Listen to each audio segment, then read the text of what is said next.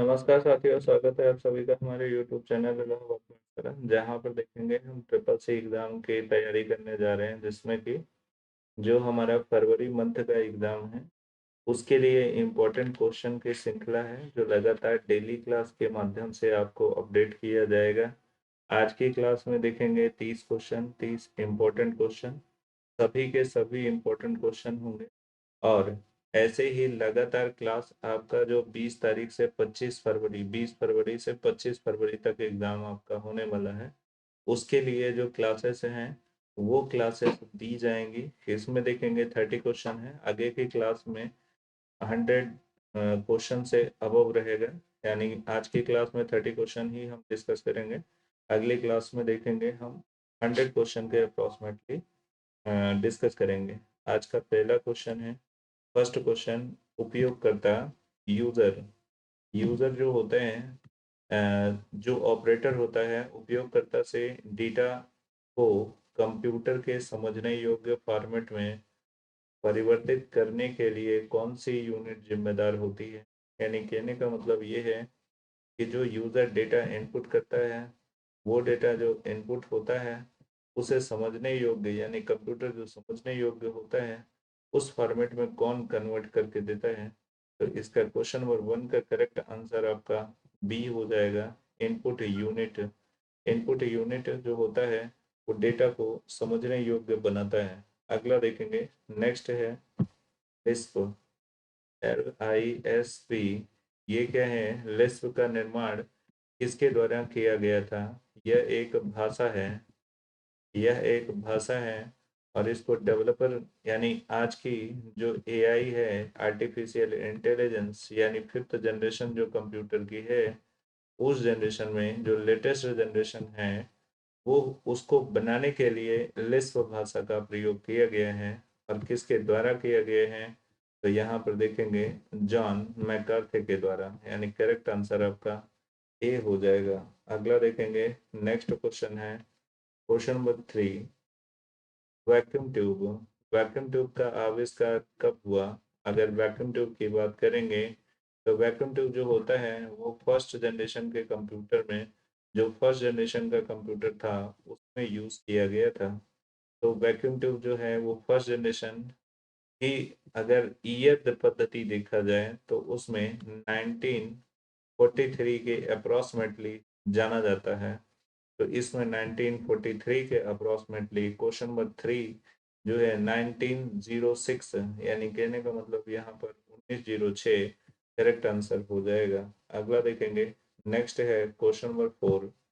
Question number 4 में है, एक नाम या नंबर जो स्टोरेज लोकेशन को चिन्हित करने के लिए प्रयोग में लाया जाता है। यानी कहने का मतलब ये है कि जो नेम या नंबर स्टोरेज लोकेशन किसी भी कोई भी डेटा है, उसको जब हम स्टोरेज करते हैं, स्टोर करते हैं, तो उसके लिए जो लोकेशन चिन्हित करता है, उसे क्या कहा जाता है। तो यहाँ पर देखेंगे, record all of the option and address a bite. तो क्वेश्चन नंबर 4 का करेक्ट आंसर आपका होगा, यहाँ पर देखेंगे एन एड्रेस, एक एड्रेस होता है, एक पता होता है। यानी कहने का मतलब ये है कि एक एड्रेस होता है जो नाम या नंबर स्टोरेज लोकेशन को चिन्हित करने में प्रयोग में किया जाता है, यानी एक पता लिखा जाता है। नेक्स्ट है क्वेश्चन नंबर 5। क्वेश्चन नंबर 5 में कह रहे हैं, कंप्यूटर में मेमोरी दो मूल प्रकार की होती है। यानी कंप्यूटर में जो मेमोरी होती है, वो मूलतः दो प्रकार की होती है। अब वो कॉमन मेमोरी कौन कौन सी है? तो यहाँ करेक्ट आंसर हो जाएगा primary memory and secondary memory. यानी कहने का मतलब पहला का करेक्ट आंसर, पांचवे का करेक्ट आंसर पहला हो जाएगा। नेक्स्ट देखेंगे, अगला क्वेश्चन है 6 नंबर का, निम्नलिखित में से कौन सा एंटीवायरस सॉफ्टवेयर नहीं है? एंटीवायरस सॉफ्टवेयर जो कंप्यूटर की सुरक्षा के लिए यूज किया जाते हैं, तो इनमें से कौन सा एंटीवायरस नहीं है, हमको ये बताना है। तो इसमें एवीजी जो है वो है, नॉर्टन है, और एम कैफे, ये आपका है। और फिर उसके बाद ये वीएलसी एक सॉफ्टवेयर होता है, जिसमें हम ऑडियो वीडियो के लिए हम इसका इस्तेमाल करते हैं। यानी कहने का मतलब ये है कि ये नहीं है। इसका करेक्ट आंसर आपका बी हो जाएगा। अगला देखेंगे, नेक्स्ट है 6 नंबर के बाद 7 नंबर का क्वेश्चन। 7 नंबर के क्वेश्चन की अगर बात करेंगे तो एक उपकरण जो डिजिटल सिग्नल को एनालॉग सिग्नल में परिवर्तित करता है। मतलब कौन सा उपकरण है जो डिजिटल सिग्नल को एनालॉग में कन्वर्ट करता है, जो नेटवर्क सिग्नल होता है उसे डिजिटल से एनालॉग में कन्वर्ट करने के लिए। क्वेश्चन नंबर 7 का करेक्ट आंसर DAC हो जाएगा, यानी DAC के द्वारा, डैट के द्वारा हम डिजिटल सिग्नल को एनालॉग सिग्नल में कन्वर्ट करते हैं। Digital signal analogue. मॉडम भी होते हैं, मॉडम इसमें नहीं है ऑप्शन में, यानी कहने का मतलब ये है कि अगर मॉडम होता है तो यहाँ डिजिटल सिग्नल से एनालॉग और एनालॉग से डिजिटल सिग्नल में कन्वर्ट करने का काम करते हैं। क्वेश्चन नंबर 8 की बात करेंगे तो कंप्यूटर द्वारा समझी जाने वाली एकमात्र भाषा कौन सी है? कंप्यूटर के द्वारा समझी जाने वाली एकमात्र भाषा कौन सी है? तो क्वेश्चन नंबर 8 का करेक्ट आंसर आपका बाइनरी लैंग्वेज, यानी बाइनरी भाषा है। इसमें से करेक्ट आंसर ये हो जाएगा। नेक्स्ट देखेंगे क्वेश्चन नंबर 9। क्वेश्चन नंबर 9 कह रहे हैं, मदरबोर्ड पर घटकों के बीच सूचना कैसे यात्रा करती है? यानी जो इंफॉर्मेशन होती है वो ट्रैवल कैसे करती है? जो कंप्यूटर के अंदर कंपोनेंट होते हैं, यानी मदरबोर्ड के अंदर जो कंपोनेंट होते हैं उनके बीच जो इंफॉर्मेशन होती है उनका आदान प्रदान कैसे होता है? तो यहाँ पर देखेंगे क्वेश्चन नंबर 9 का करेक्ट आंसर क्या होगा? बसेस। जो बसेस होती हैं उनके द्वारा होते हैं। यानी कहने का मतलब ये है कि बसेस 5 प्रकार की पढ़ते हैं। बस, सॉरी, टोपोलॉजी आप 5 प्रकार के पढ़ते हैं जिनमें बसेस आती हैं। तो बस जो होता है वो उसके माध्यम से डेटा एक स्थान से दूसरे स्थान पर ट्रैवल करता है। नेक्स्ट देखेंगे अगला क्वेश्चन नंबर 9 के बाद क्वेश्चन नंबर 10। एडवेयर पहले से चुने गए डॉट डॉट डॉट विज्ञापन प्रदर्शित करने के लिए विकसित किया जाता है। तो एडवेयर क्वेश्चन नंबर 10 का, एडवेयर एक प्रकार का सॉफ्टवेयर है जो विज्ञापन प्रदर्शित करने के लिए डेवलप किया गया है। यानी कहने का मतलब ये है कि इसका 10 नंबर का करेक्ट आंसर आपका डी हो जाएगा। अगला देखेंगे, एडवेयर इंपॉर्टेंट क्वेश्चन है, मोस्टली इंपॉर्टेंट। क्वेश्चन नंबर 11 की बात करते हैं तो कौन सा कंप्यूटर का बुनियादी कार्य नहीं है? Which is not basic function of computer. तो बेसिक फंक्शन कंप्यूटर का कौन सा नहीं है? तो बेसिक फंक्शन नहीं है कॉपी टेक्स्ट, यानी कॉपी टेक्स्ट इसका करेक्ट आंसर हो जाएगा, जो बेसिक फंक्शन नहीं होता है। अगला देखेंगे, नेक्स्ट है personal computer. Question number 12, personal computer है, पर्सनल कंप्यूटर है। तो पर्सनल कंप्यूटर यानी पीसी पर्सनल कंप्यूटर होता है। और पर्सनल कंप्यूटर को हम कौन से कंप्यूटर के अंतर्गत रखते हैं? 4 प्रकार के computer, mini, micro, main frame और सुपर। तो पर्सनल कंप्यूटर किसके अंतर्गत आता है? तो क्वेश्चन नंबर 12 का करेक्ट आंसर माइक्रो कंप्यूटर के अंतर्गत कंसिडर किया जाता है। Micro computer, main frame computer और फिर मिनी कंप्यूटर, सुपर कंप्यूटर और हाइब्रिड कंप्यूटर, एनालॉग कंप्यूटर, ऐसे हम कंसीडर करते हैं। नेक्स्ट देखेंगे, analog computer are handle. Analog computer handle, analog computer जो है वो कैसे काम करता है? तो क्वेश्चन नंबर 13 है। 13 देखेंगे, यहाँ कंटिन्यूअस डाटा, यानी कहने का मतलब ये है कि कंटिन्यूअस डेटा के फॉर्मेट में ये काम करता है। क्वेश्चन नंबर 13 का करेक्ट आंसर ए हो जाएगा। क्वेश्चन नंबर 14, कंप्यूटर शब्द का उत्पत्ति किससे हुआ है? जैसे हम लोग बोलते हैं भाषा, भाषा देखेंगे हिंदी बोलते हैं तो देवनागरी है। वैसे ही कंप्यूटर की जो भाषा है, यानी कंप्यूटर की उत्पत्ति, कंप्यूटर शब्द की उत्पत्ति किससे हुई है? यानी इस वर्ड की जो कंप्यूटर शब्द है इसकी उत्पत्ति कैसे हुई है? तो लैटिन भाषा से, ग्रीक भाषा से, जर्मन भाषा से, संस्कृत भाषा से। तो ये गलत, ये गलत, ये गलत, यानी करेक्ट आंसर आपका ए हो जाएगा, लैटिन भाषा से। आप देखेंगे जहाँ कहीं लैटिन लैंग्वेज नहीं लिखा होता वहाँ इंग्लिश सही होता है, तो इंग्लिश को भी ध्यान रखना है। यानी अगर लैटिन नहीं है तो हम इंग्लिश को टिक करते हैं। क्वेश्चन नंबर 14 हो गया। क्वेश्चन नंबर 15 की बात करते हैं। लैपटॉप में माउस पॉइंटर को कैसे कंट्रोल करते हैं? जो माउस पॉइंटर होता है लैपटॉप में, तो उसे कंट्रोल कैसे किया जाता है? तो यहाँ पर देखेंगे ऑप्शन होता है जहाँ सेंसर होता है। यानी कहने का मतलब ये है कि माउस टच पैड, ये जो टच पैड होता है उससे कंट्रोल किया जाता है। यानी लैपटॉप में माउस जो है वो करेक्ट आंसर आपका सी हो जाएगा। क्वेश्चन नंबर 15 का करेक्ट आंसर सी हो जाएगा। अगला देखेंगे क्वेश्चन नंबर 16। कंप्यूटर को वायरस से बचने के लिए आपको आपके कंप्यूटर में क्या होना चाहिए, क्या इंस्टॉल करना चाहिए? यहाँ पे देखेंगे बैकअप विजार्ड, डिस्क डिफ्रेगमेंटर और फिर उसके बाद डिस्क क्लीनअप, एंटीवायरस। तो करेक्ट आंसर आपका डी हो जाएगा, यानी एंटीवायरस होना चाहिए। क्वेश्चन नंबर 16 का करेक्ट आंसर एंटीवायरस हो जाएगा। क्वेश्चन नंबर 17 देखेंगे, निम्नलिखित में से कौन सा सॉफ्टवेयर किस श्रेणी में नहीं आता है? यानी कौन सा सॉफ्टवेयर किस श्रेणी में नहीं है? अब देखेंगे utility software, application software, system software, ये तीनों जो होते हैं ये होते हैं। और ये जो होता है एंटरटेनमेंट सॉफ्टवेयर, ऐसा नहीं होता। ठीक है ना? तो ये तीनों जो है वो श्रेणी में आते हैं सॉफ्टवेयर के, और ये नहीं होता। यानी करेक्ट आंसर आपका डी हो जाएगा। यानी 17 नंबर का करेक्ट आंसर डी। और आगे चलते हैं, 18 नंबर का क्वेश्चन है। 18 नंबर का question, which one produce hard copy? जो हार्ड कॉपी का उत्पादन करते हैं उन्हें क्या कहा जाता है? स्कैनर, प्रिंटर, डिस्क और मॉनिटर। यानी हार्ड कॉपी और सॉफ्ट कॉपी, जो आपको कंप्यूटर की स्क्रीन पर दिखाई देता है वो सॉफ्ट कॉपी होते हैं। जो आपको प्रिंट के फॉर्मेट में मिल जाता है वो हार्ड कॉपी होते हैं। तो प्रिंट के फॉर्मेट में कैसे मिलेगा? क्वेश्चन नंबर 18 करेक्ट आंसर आपका बी हो जाएगा। यानी प्रिंटर से निकलने के बाद ये ऐसा होगा और इसी को हार्ड कॉपी बोलेंगे। अगला देखेंगे 18 के बाद 19 नंबर का क्वेश्चन।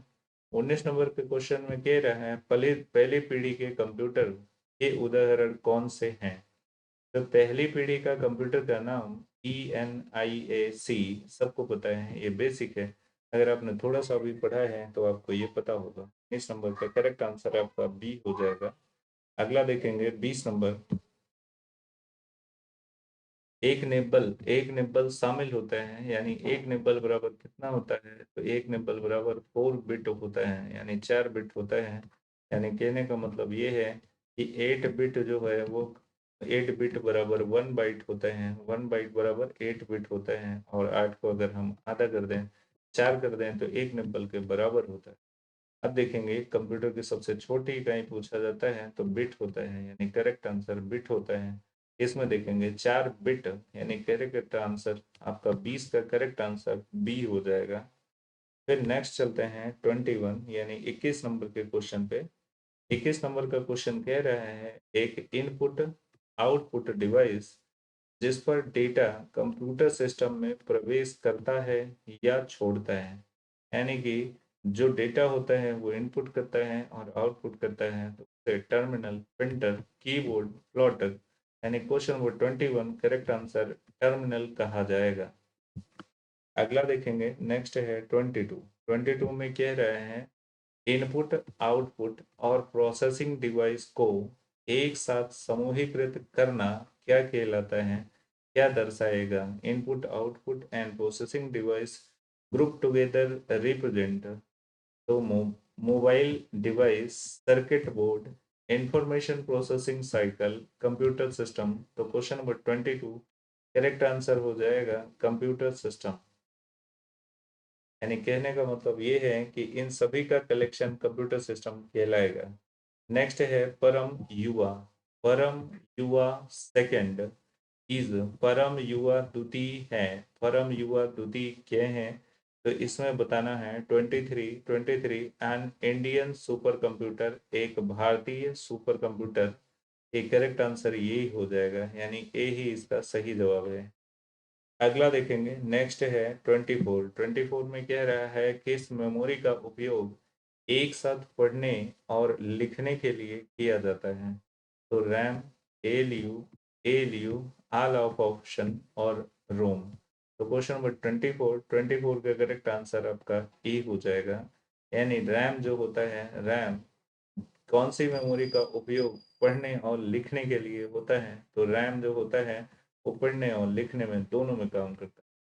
अगला देखेंगे, नेक्स्ट है, यहाँ पर देखेंगे 24, 25, 25 कौन सा प्रोग्राम एक ही बार में पूरे प्रोग्राम को ट्रांसलेट कर देता है? अब ट्रांसलेटर तीन होते हैं, इन तीन ट्रांसलेटर में तीनों के अलग अलग काम होते हैं। इनमें से देखेंगे पूरे पूरे प्रोग्राम को, यानी जितना भी प्रोग्राम आपने लिखे हैं पूरे को ट्रांसलेट करने वाला कौन सा ट्रांसलेटर होता है, ये पूछा गया है। Question number 25 correct answer A हो जाएगा। कंपाइलर का काम होता है कंपाइल करना, यानी पूरा का पूरा प्रोग्राम एक बार में ट्रांसलेट कर देगा, यानी कि रन कराएगा और फिर उसके बाद उसको चेक करेगा। चेक करने के बाद अगर बग है तो उसे बग दिखाएगा और फिर बैग को ठीक करते हैं, फिर रन करते हैं। क्वेश्चन नंबर 26 की बात करते हैं तो क्वेश्चन नंबर 26 में पहला मैकेनिकल कैलकुलेटिंग उपकरण कौन सा था? पहला मैकेनिकल कैलकुलेटिंग उपकरण कौन सा था?